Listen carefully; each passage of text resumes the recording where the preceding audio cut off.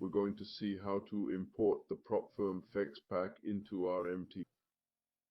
To do this, let's click on the File menu, open Data folder. We then go to the MQL4 folder. We find the experts file precisely, and this is where the files you downloaded from your members zip should be pasted. I'm pasting them now. They're now available in the folder. I'm closing my window now. I can see on the left side in the browser that my experts and advisors are not yet present. We just need to right-click, refresh it, and ask for a refresh. And there you have it. My two experts and advisors are present and ready for use in my MT4 platform.